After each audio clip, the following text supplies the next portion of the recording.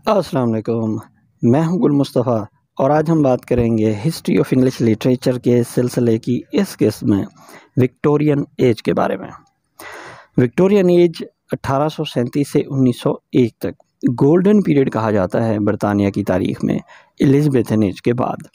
और 1877 में मलका जो बरतानिया है विक्टोरिया, उनका हिंदुस्तान पे भी कब्ज़ा हो जाता है क्योंकि 1897 की जंग आज़ादी बरसगीर पाक व हिंद के बाशिंदे हार जाते हैं। चार्ल्स डार्विन की थ्योरी इस एज में होती है, 1859 में पेश की जाती है, जो साइंसी रेवोल्यूशन का बाइस बनती है।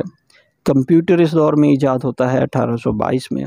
उसके बाद स्लेवरी एबॉलिशन होती है, फैक्ट्री एक्ट 1833 में आता है, ग़ुलामी ख़त्म करने की तरफ इक़दामात किए जाते हैं। पिछले 300 साल में जो साइंसी तरक्की, इंडस्ट्रियल तरक्की नहीं होती, वो सारी इन्हीं 30 सालों में हो जाती है। ये इसका एक मुख्तसर सा तारुफ़ है। ये एज अपनी पोइट्री से ज़्यादा प्रोज़ के लिए जानी जाती है। इसी में अगर हम देखें तो चाइल्ड लिटरेचर जो है वो मुतारिफ़ कराया जाता है, चाइल्ड लेबर की मुखालफत की जाती है। हाउस ऑफ कॉमन्स की इंग्लैंड में हुकूमत होती है, इक़्तिदार में आ जाते हैं, वोट की ताकत शुरू होती है, यानी कि जो वज़ीर आज़म हैं, जो सदर हैं, या हमारे मुल्क में जिस तरह होता है, उनके इख्तियारात बहुत कम और पार्लियामेंट के इख्तियारात ज़्यादा करने के लिए इस्तिलाहात के बिल लाए जाते हैं और डेमोक्रेसी जो है उसको बढ़ावा दिया जाता है। न्यूज़पेपर की, मैगज़ीन की ये एज है।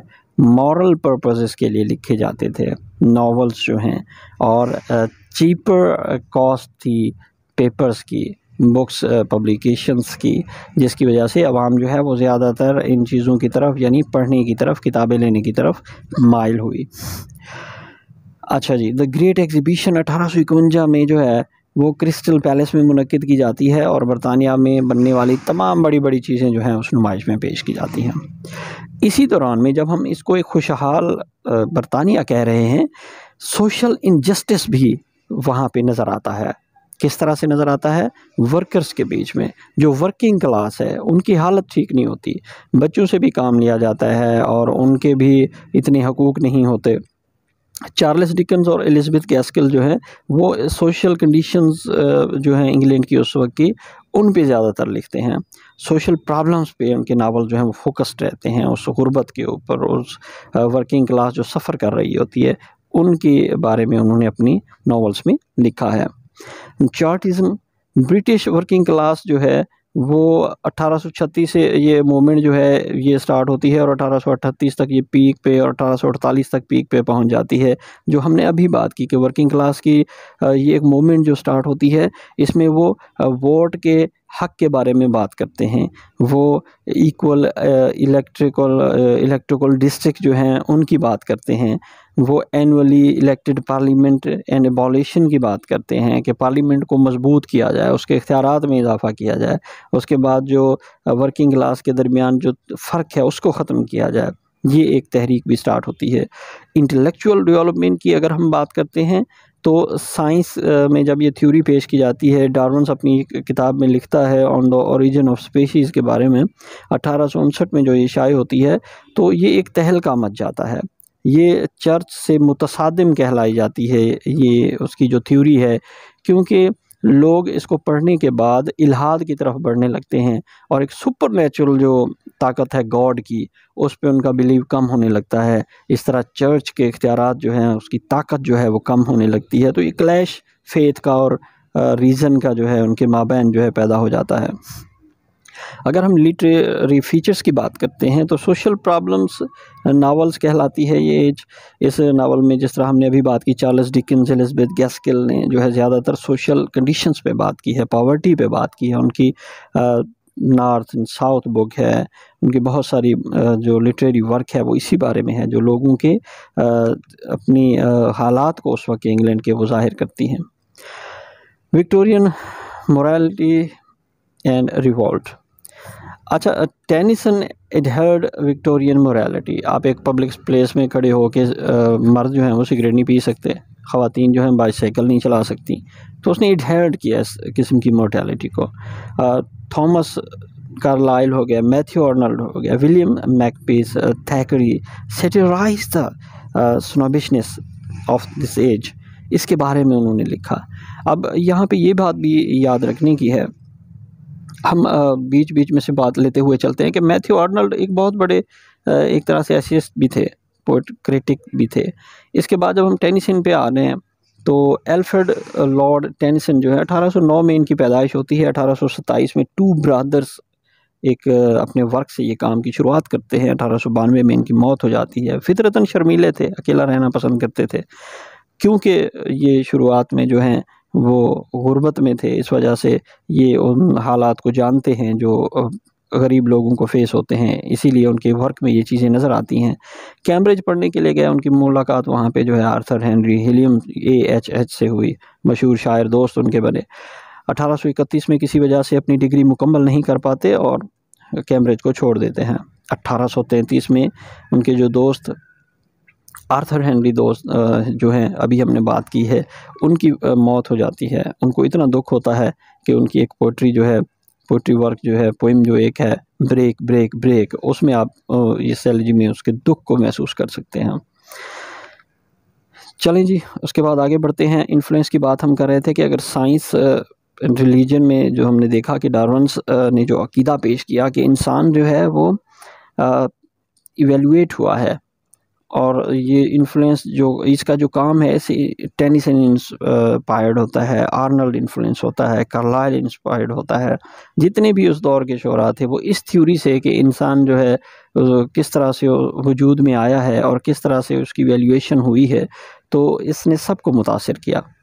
अब ऑक्सफोर्ड मूवमेंट उस वक्त जो वहाँ के यूनिवर्सिटी के नौजवान राइटर्स की थी, वो भी इसमें एक अहम मजहबी मूवमेंट है जो कि चर्च ऑफ इंग्लैंड के ख़िलाफ़ थी, उनके ऐसे अहकामात के ख़िलाफ़ थी कि बिल्कुल भी ऐसा नहीं करना कि चर्च जो भी हुक्म दे दे बस फ़ाइनल है। अगर वो फितरत के बारे में बता रहा है, कुदरत के बारे में बता रहा है, उस पर बात नहीं हो सकती, उसने जो मौर हो सकती, ऐसी कोई बात नहीं है।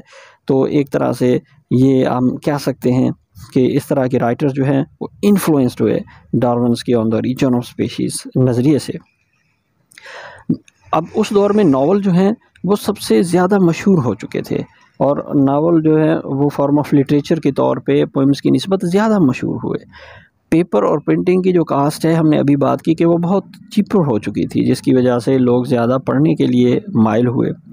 अल्फ्रेड लॉर्ड टेनिसन की हमने बात की कि इसने लेजेंड्स जो किंग आर्थर और होमर्स इलियाड और ओडिसी, इस तरह के सब्जेक्ट को अपनी पोइम्स में जो है वो अपना सब्जेक्ट बनाया, तो ज़्यादातर इसने इन्हीं के ऊपर जो है लिखा है। मेजर वर्क अब अगर हम इनकी बात करें, lotos eaters, Ulysses, lady of Shalott, palace of heart, in memoriam, idylls of the king, ये उसके मशहूर जो काम हैं। रॉबर्ट ब्राउनिंग की अगर हम बात करें, उस दौर में उनके जो बराबर हम पल्ला शायर कहे जाते हैं। अब अल्फ्रेड इतना मशहूर था कि रॉबर्ट को काफ़ी साल लगे अपना मकाम बनाने में।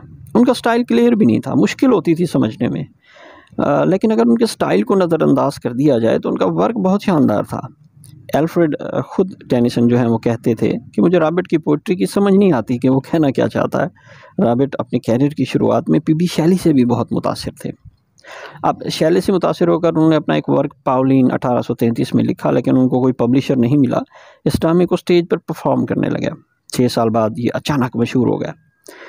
हालांकि उसी साल उन्होंने जो है वो 2 वॉल्यूम भी अपने मुकम्मल किए थे, लेकिन उनकी जो शोहरत की वजह है वो उस वक्त की एक मशहूर शायरा एलिज़ाबेथ जो हैं उनके साथ भाग के शादी करना था। शोहरत इतनी बड़ी कि वो टेनिसन से भी एक वक्त में जो है उनकी शोहरत वो बढ़ चुकी थी। अब जिस तरह दोनों मियाँ बीवी ने शादी की, फिर वो इटली चले गया। 1861 में एलिज़ाबेथ की बीमारी की वजह से उनकी मौत हो गई। रॉबर्ट अपने बेटे के साथ फिर इंग्लैंड वापस आ गया।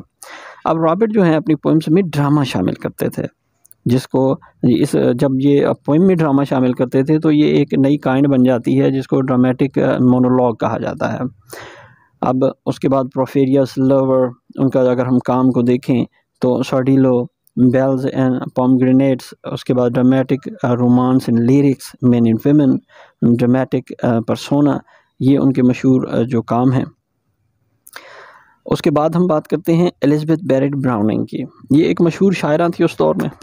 ये भी याद रखिएगा कि इस दौर में जो फीमेल पोइटिस होती थी वो अपने नाम से बहुत कम लिखती थी, क्योंकि उनको पब्लिशर नहीं मिलते थे, उनको जो है वो ज़्यादा एडमायर नहीं किया जाता था। इस वजह से वो अपने नाम जो पेन नेम है वो चेंज कर देती थी।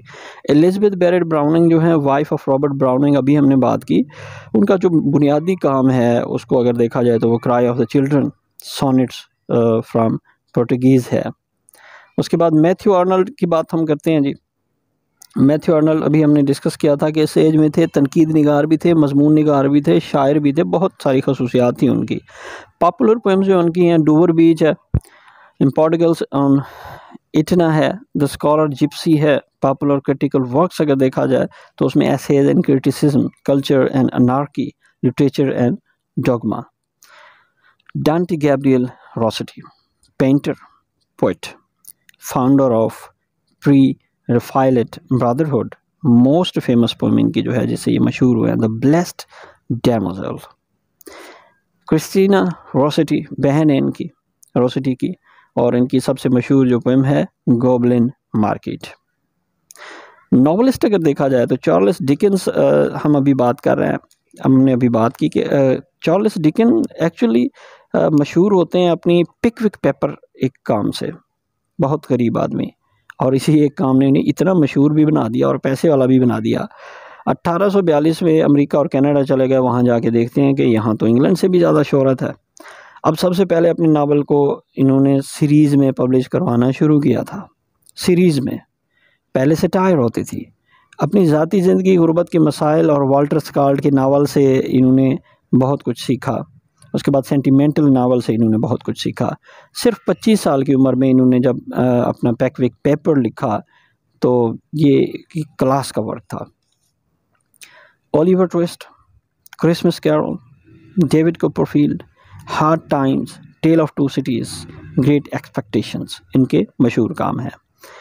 William Makepeace Thackeray, Vanity Fair, History of Henry और Esmond, History of Henry Esmond, बहुत ही मशहूर काम इनके। ये भी बिल्कुल वैसा ही था, क्योंकि वो उस वक्त टॉप पे थे, आर्नल्ड टॉप पे थे, तो इनको बहुत टाइम लगा अपनी जगह बनाने में। उसके बाद हम बात करते हैं जॉर्ज एलियट की। George Eliot actually real name इनका मैरियन इवांस था। एडम बीड इन्होंने लिखी, मिल ऑन द फ्लॉस लिखी, सिलास मरीनर लिखी, उसके बाद मिडिल मार्च लिखे।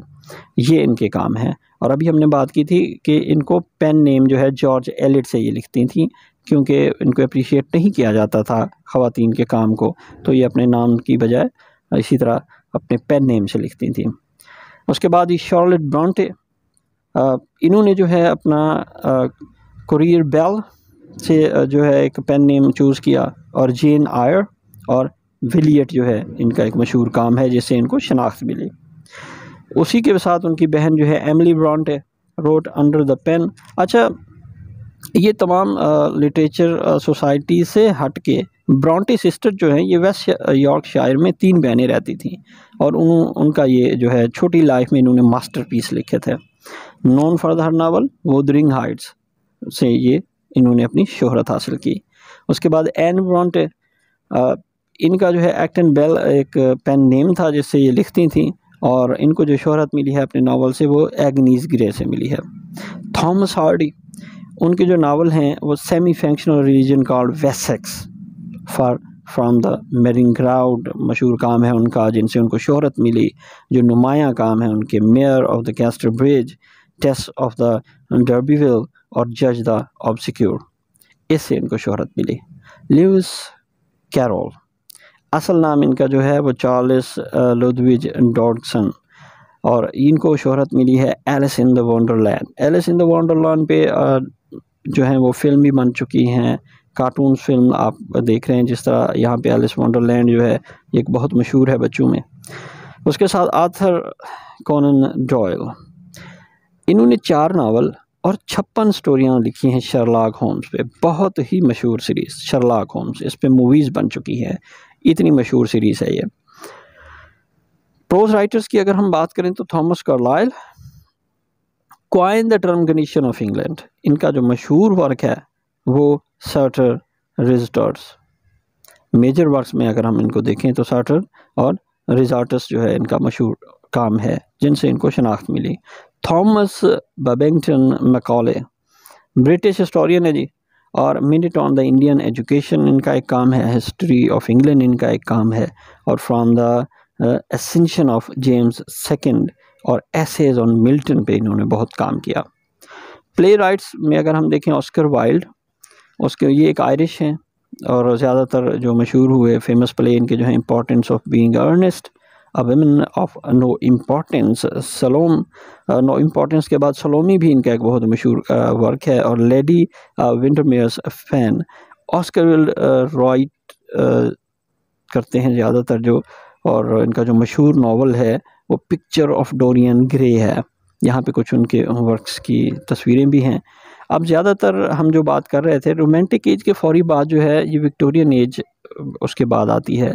इंडस्ट्रियल तरक्की बहुत हुई, साइंटिफिक तरक्की इसके अंदर जो है वो बहुत ज़्यादा होती है। वर्किंग क्लास के साथ नाइंसाफ़ी आम थी इनकी, और यहाँ पे जो बच्चों का लिटरेचर है बच्चों के बारे में वो भी पहली बार इसी एज में जो है वो इंट्रोड्यूस कराया गया है। आज की वीडियो में बस इतना ही, मिलते हैं अगली वीडियो में। बहुत बहुत शुक्रिया।